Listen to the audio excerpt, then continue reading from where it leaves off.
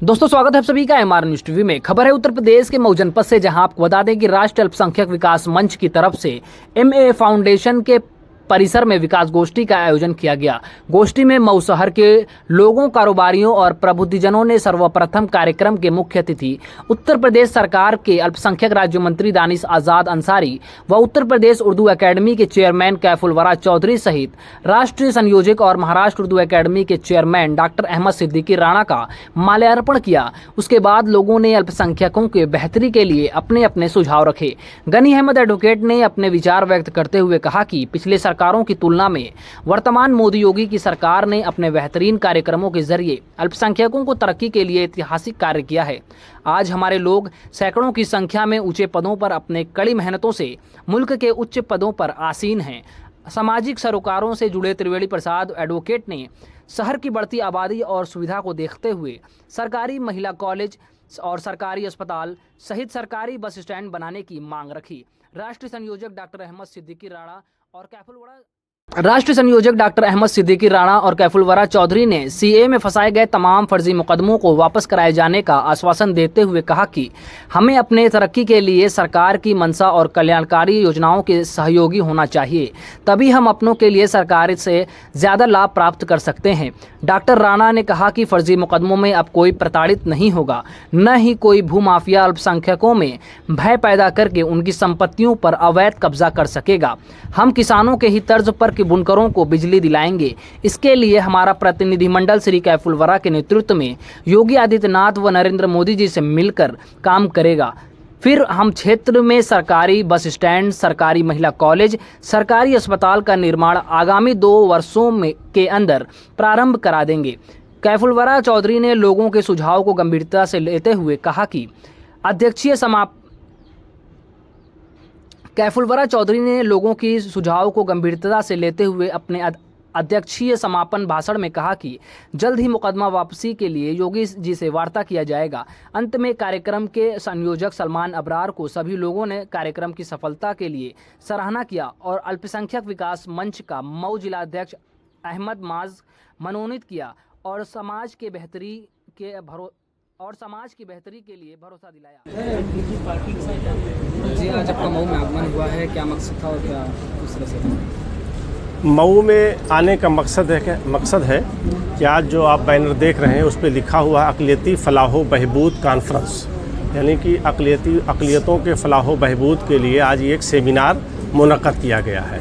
आज हमने यहाँ आकर के इतनी बड़ी तादाद में लोगों को जमा करके हुकूमत की बनाई हुई सारी स्कीमों को बताने की कोशिश किया है और हुकूमत की बनाई हुई स्कीमों से लोगों को फ़ायदा उठाने के लिए आकर्षित किया है।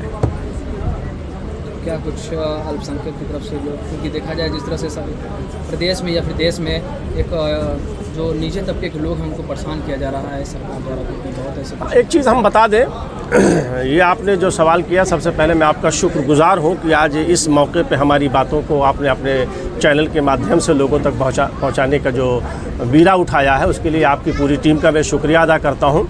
देखिए, हमारी जो सरकार चल रही है, चाहे प्रदेश की हो या केंद्र की हो, दोनों सरकारों में किसी भी शख्स के खिलाफ गलतियां नहीं हो रही हैं, गलत किसी को परेशान नहीं किया जा रहा है, ठीक है। और अगर कोई इन बातों को कहता है कि गलत परेशान किया जा रहा है तो खुद बजाते गलत हो सकता है, क्योंकि बाबा पूरे तरीके से इंक्वायरी के बाद ही कुछ काम कर रहे हैं, किसी के साथ गलत नहीं होने दे रहे हैं।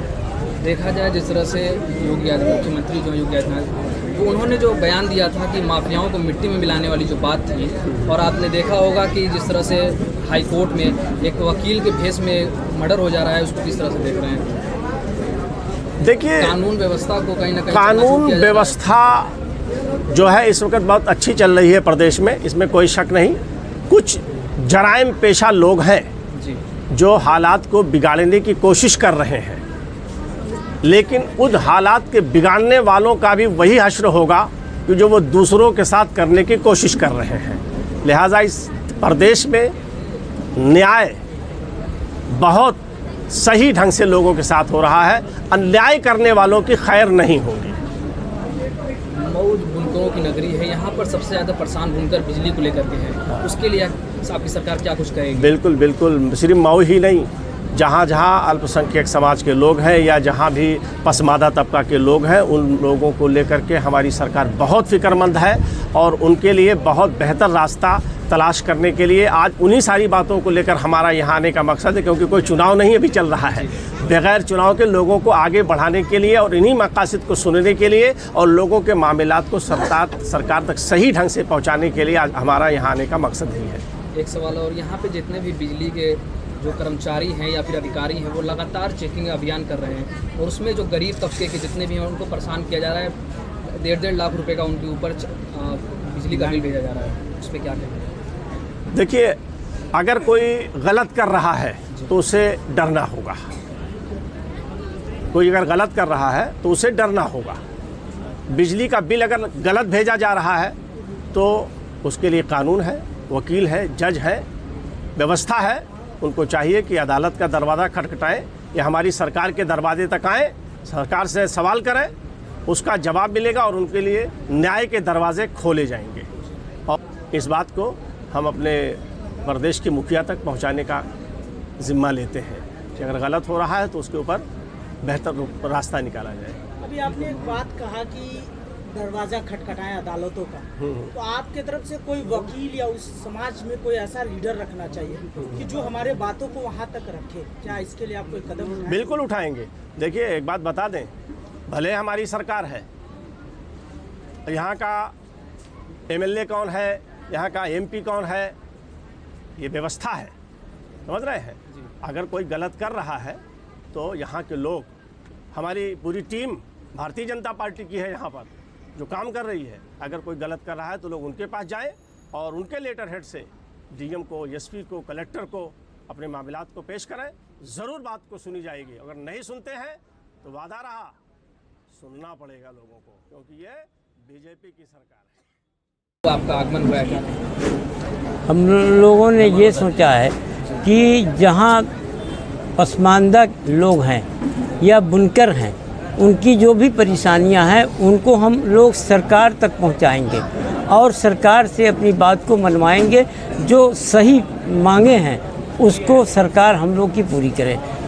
हम भी पसमानदा में से आते हैं और यहाँ की आबादी भी पसमानदा है, बुनकर है, तो इस वजह से इनकी मांगे जो है वो कोई इसमें गलत नहीं है। इनका जो फ्लैट रेट किया गया है वो ठीक है, किया गया। वो सरकार से हमें उम्मीद थी कि ज़्यादा से ज़्यादा करेंगे, लेकिन इस तरीका का हुआ है जो बुनकरों को ये बात पसंद नहीं है। हमने इसके लिए महाराज जी से अभी 1 हफ्ते पहले बात किया है और उनसे कहा है कि आप बुनकरों की जो आपने फ्लैट रेट किया है, ये रेट बुनकरों को पसंद नहीं है। ये किस बुनकर से मिल करके आपने इस रेट को तय किया है? इसको हम बुनकरों को बुलाते हैं, उनसे पूरे यूपी के बुनकर आ करके आपसे अपनी सही बात को बताएंगे, फिर आप उसको जो सही हो उसको करिए। कौम के कुछ लड़के जो मुंशी का रिजल्ट ले, इस पे आपकी सरकार कहाँ तक काम कर रही है? और ये मुंशी की जो सर्टिफिकेट दी जा रही थी तो किस सरकार ने उसको ख़त्म किया? इसके पहले की सरकार ने उस सर्टिफिकेट को ख़त्म कर दिया। मुंशी का जो एग्ज़ाम होता था वो सब ख़त्म कर दिया उस सरकार ने। जब एक सरकार ने ख़त्म कर दिया है तो दूसरी सरकार उसको किस तरीके से मानेगी? आपकी सरकार इस पे काम नहीं करेगी। अब जब उसके लिए मांग किया जाएगा तो हो सकता है सरकार इस बात को भी मानने के लिए तैयार हो जाए। जब हम सरकार के साथ चलेंगे तो सरकार हमारी बात मानेगी।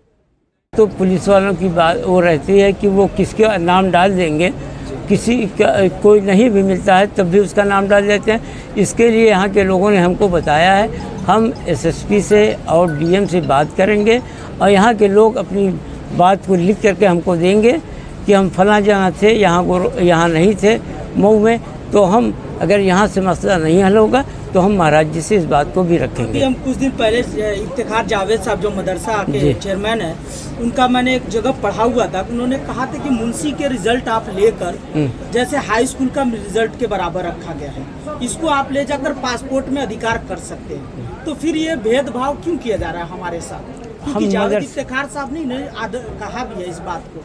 हम मदरसा बोर्ड के चेयरमैन हैं नहीं, इस वजह से हमें इसकी पूरी जानकारी नहीं है। और अगर इफ्तिखार साहब ने कहा है तो सही बताया होगा। वो उसके चेयरमैन उसके बारे में सही बताएंगे। इस पे आप एक बार